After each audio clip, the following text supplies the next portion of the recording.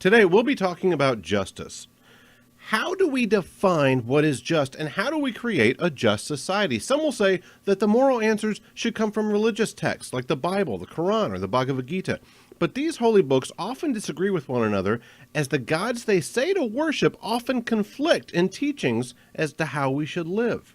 Even within the text themselves, multiple contradictions can be found. Therefore, they can't all be true, but they can all be false. Secular morality requires no ancient contradictory wisdom with which to make moral decisions. John Rawls proved this with his introduction of the veil of ignorance. Today's Right to Reason topic is getting back to what we do best: philosophy.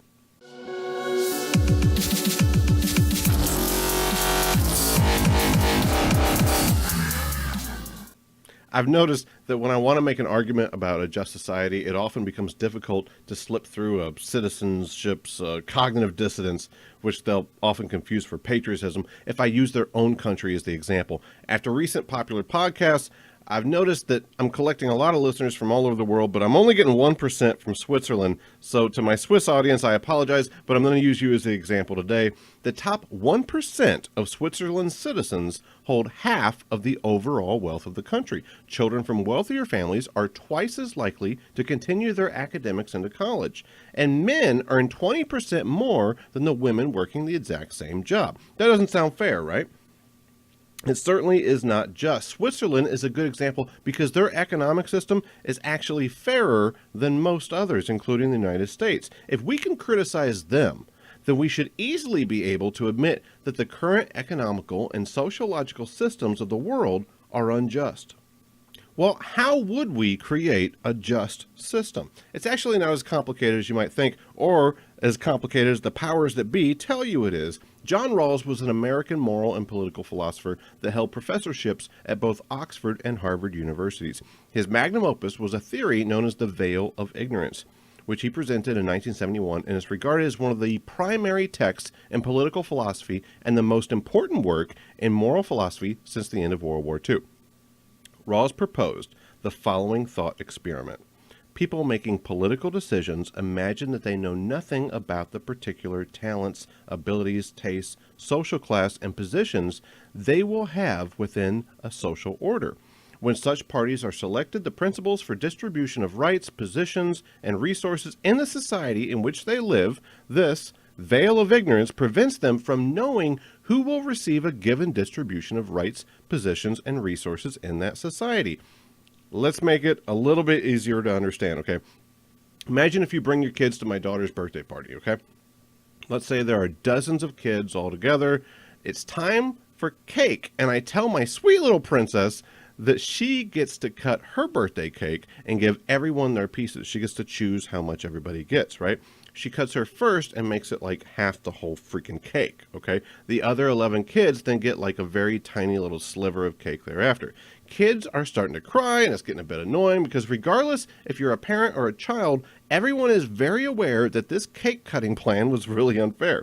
Now, you might justify this in your head by saying, I don't really care about fairness, life ain't fair anyway. Or you might say, well, it's her birthday, so she should get whatever she wants. But no matter how you explain it, it's still not fair, and your apathy doesn't solve the dilemma. Now imagine if I told my daughter that the last piece goes to her. One could predict that she would likely try cutting pieces as evenly as possible, right? That's an oversimplified example of the veil of ignorance. Another one might be, imagine if you were creating a society but didn't know that which part of the society that you would be, okay? Is there any chance that you would create a society with slavery? Well, of course not. You could very possibly be a slave in that society. The purpose of the veil of ignorance is to make the person analyzing morality to do so impartially. Will you be a woman or a man, black or white? Will you be the child of wealthy parents or of poor parents? Will you be religious or atheist?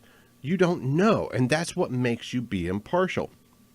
Many people, especially those that have benefited from a higher amount of opportunity than most others, will claim that inequality is fair as long as it benefits those that have least, or that inequality in our current market system is okay because it helps others, albeit unequally. You might follow the popular and guilt-free libertarian bandwagon philosophy that what you have should be based on your effort to get it. Michael Sandel, also a professor at Harvard, challenges his students with that very question. Enter into the thought experiment. What principles would you choose? How would you think it through? Well, I would say things like even Harvard's existence is an example of preaching toward the top, because Harvard takes the top academics, and I didn't know when I was born how smart I would be, but I worked my life to get to a place of this caliber. Now, if you'd said Harvard's going to randomly take 1,600 people of absolutely no qualification, we'd all be saying, well, there's not much to work for. And so what principle would you choose? In that situation, I would say a merit-based one, one where I don't necessarily know what I have, but I'd rather have a system that rewards me based on my efforts. So you, Mike, behind the veil of ignorance, would choose a merit-based system where people are rewarded according to their efforts. All right, fair enough. Effort. You know what Rawls' answer to that is? Even the effort that some people expend, conscientious striving, the work ethic, even effort depends a lot on fortunate family circumstances for which we can claim no credit. Now, we're going to let if the case for the meritocratic conception is that effort should be rewarded, doesn't Rawls have a point that even effort, striving, work ethic is largely shaped even by birth order? Is it your doing, Mike? Is it your doing that you were first in birth order? Then why, Rawls says, of course not. So why should income and wealth and opportunities in life be based on factors arbitrary from a moral point of view? I would even take that point a step further to say, did you give yourself your own ambition? You might be designing this hypothetical system of equality, but also say, well, I could come from lesser circumstances, but I would work hard and be successful. But who is this you that you're referring to, right? You didn't create you. You didn't decide what your personality would be. This leads us to a much deeper argument within philosophy called free will versus determinism. We'll save that for next time, but between now and then, try using the veil of ignorance and how you perceive the world around you. How you treat others in your personal life when you see the homeless man or the rich banker or your coworkers, your boss, your employees. How would you define a just society? And did you even have a choice in that decision that you just made?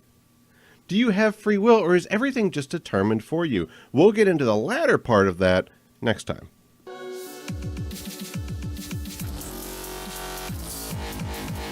Please check out our podcast, The Right to Reason, on iTunes, Stitcher, or Podbean. You can also support the show at patreon.com/right. Subscribe to our YouTube channel, like our page on Facebook, follow us on Twitter at Right to Reason 1, and learn more at therighttoreason.com.